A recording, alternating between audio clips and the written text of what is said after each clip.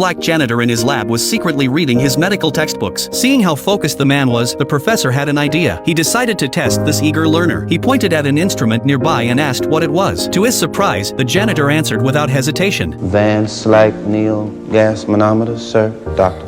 The professor could hardly believe it. The answer was completely correct. Next, he asked to see the janitor's hands. After only a moment of observation, the professor was astonished. He handed him a pair of tongs and told him to pick up a test tube. Thomas did it with ease. The professor then raised the difficulty, asking him to use his left hand. But Thomas completed the task just as smoothly. He even picked up a cork and sealed the bottle with a quick twist. His skillful movements delighted the professor. Even the professor's college students were not this capable. The very next day, Thomas was promoted to lab assistant. But when his wife heard the news, there was no joy on her face, because the title sounded important, but the pay was only $12 a week. That was just a third of what he earned as a carpenter. Still, Thomas valued the long-term future this job could bring.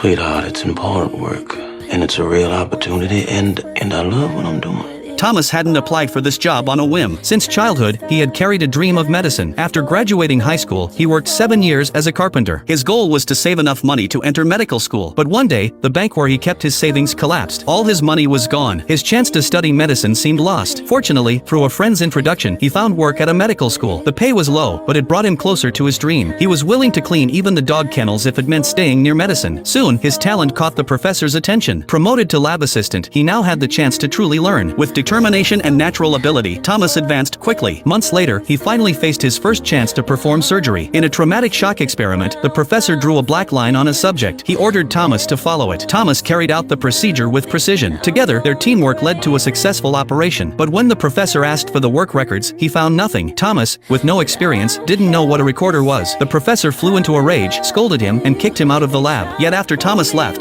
the professor found his notebook. Every step, every detail of the surgery had been carefully written down. It was far more detailed than any recorder. Only then did the professor realize he had been wrong. He ran after Thomas, apologized, and begged him to return. For the first time, Thomas felt deeply moved. He forgave the professor, and from that day on, they became a team. The professor was sharp like a scalpel. Thomas was steady and precise like a pair of forceps. In their 12th year working together, they made a breakthrough in traumatic shock. Their findings were rushed to the battlefield. Countless wounded soldiers were saved. A general came back from the front to thank the professor in person. He announced that the professor would become head of surgery at Johns Hopkins. But at the celebration, the professor took all the credit for himself. Not a word about Thomas. Still, Thomas said nothing. His only goal was to pursue his dream of medicine. Soon after, they moved to Johns Hopkins. For Thomas, it was the temple of his dreams. In the hallways hung portraits of medical legends. The professor said his face would one day be on those walls. Little did he know, Thomas secretly wished for the same. But when they arrived, the security guard told Thomas to clock in at the back door. He was used to this kind of unfair treatment. He followed the order quietly. Even when colleagues questioned him for wearing a lab coat, he stayed